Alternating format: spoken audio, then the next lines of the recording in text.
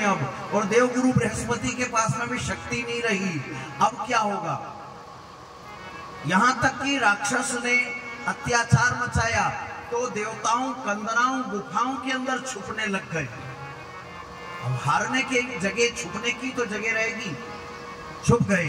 वहां जाकर के फिर पुनः देवर्षि नारद जी के द्वारा सबको इकट्ठा करवाया और ब्रह्मपुरी में गए, और ब्रह्मपुरी में जाकर के ब्रह्मा जी को लेकर के भगवान विष्णु के पास में जाना। भगवान विष्णु जलंधर से युद्ध करने के लिए तैयार उद्यत हुए कि शशंख चक्रम सकिरीट कुंडलम सपीत वस्त्रम सरसीरुहे क्षणम के सहार वक्षस्थल कौस्तुभं श्रियम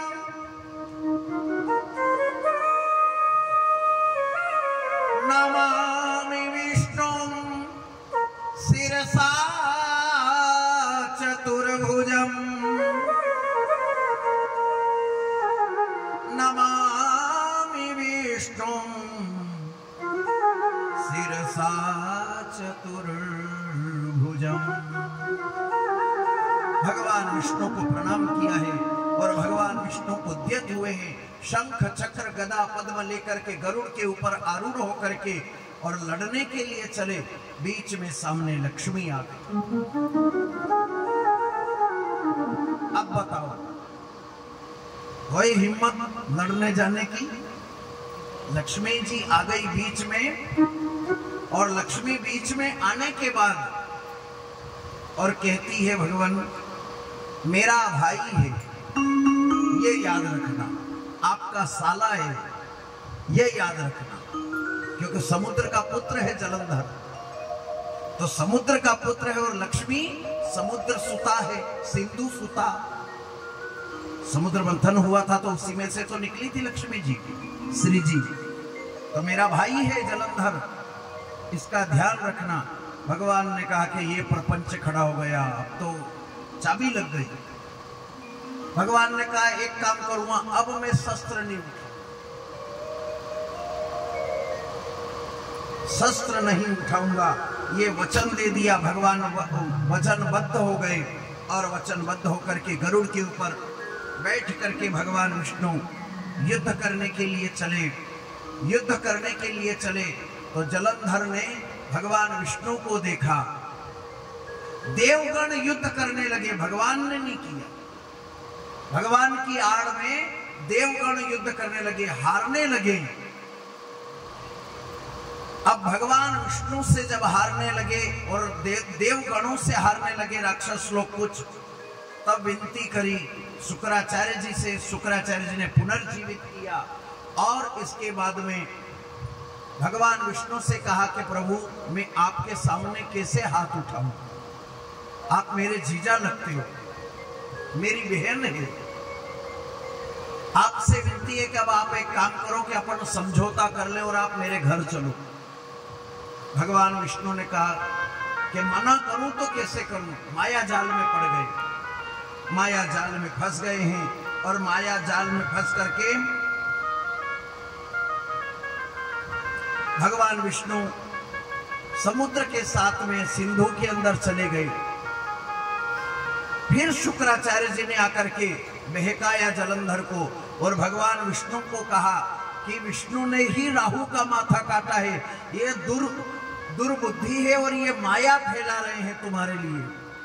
कहीं ऐसा नहीं हो जाए कि तुम इनकी माया के चक्कर में पड़ करके और अपने लक्ष्य से भटक जाओ।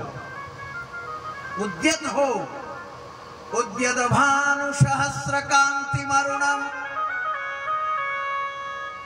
क्षोमां शिरोमालिकां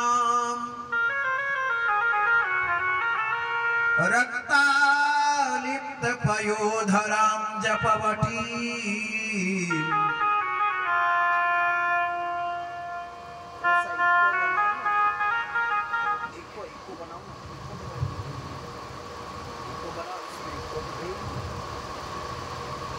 विद्यामभीतिं पराम्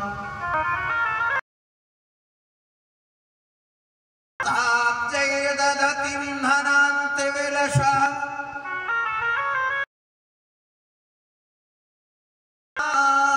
सुतुल्यप्रभाम्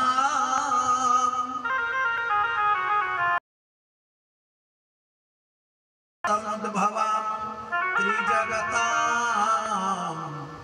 आधारभूत।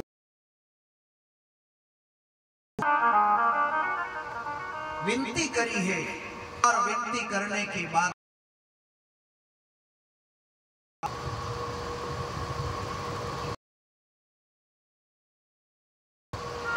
जलंधर और शुक्राचार्य जी के द्वारा बह के लिए तैयार होना। भगवान ने कहा लक्ष्मी अब तू यहाँ टिक, तेरा वचन मैंने निभाया। अब ये भगवान विष्णु सिंधु से ऊपर आए, सागर से ऊपर आकर भगवान विष्णु ने भयंकर युद्ध किया है। भगवान विष्णु के साथ में युद्ध हुआ कि पंचवर्ष सहस्र बाहो प्रहरणो विभो। कितने हजार साल तक युद्ध हुआ? 5000 साल तक युद्ध हुआ था। भगवान विष्णु का 5000 वर्ष। भगवान विष्णु ने सोचा ये रुद्र का तेज है, ऐसे समेटने। श्री ठाकुर जी के आगे दिमाग के बराबर संसार में किसी का तेज होने के कारण योजना बनाने के मामले में कार्य में ठाकुर जी को तुम राम अवतार लो, तुम कृष्ण बनो, तुम ये बनो, तुम वो बनो। मैं नहीं, मैं तुम्हारे पीछे हूं, मैं हनुमान जी बन जाऊंगा, तुम संभालेना सब। का तात्पर्य है कि बड़े पन से ध्यान योग माया प्रतिष्ठु, योग माया के द्वारा गगन मंडल में स्थित गगन मंडल में जाकर के मेघवाणी करी। राजन कृतस्त्वां वत्सीमान् वहाम् दैत्य श्रेष्ठेन्द्रो दुर्मंद है मगर श्रेष्ठ राजा जलंधर, तुम धन्य, तुम्हारी माता पिता को धन्य है, तुम्हें धन्य है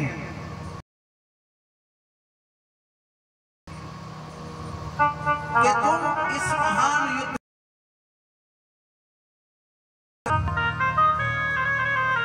तुम्हारे गुरु को वंश धन्य है। जब इस प्रकार आकाशवाणी से बोले तो जरासंध प्रसन्न हो गया और प्रसन्न होकर के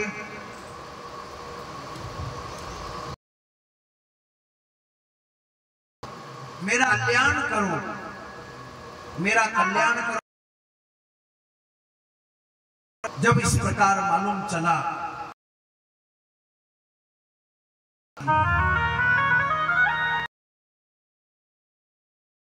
देवर्षि नारद को बुला के, क्योंकि नारद जो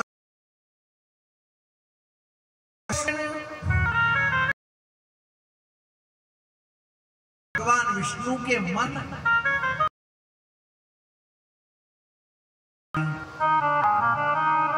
के मन शशानीन्द्र प्रकृतिस्था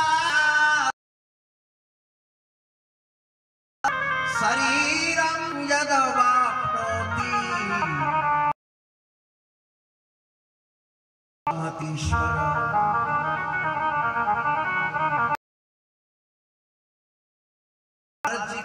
कहना, जाओ नारद, अब ऐसा उपाय हो जिससे जलंधर मरे, वो रास्ता निकाल करके। अब नारद जी को ये मालूम होने वाला नहीं।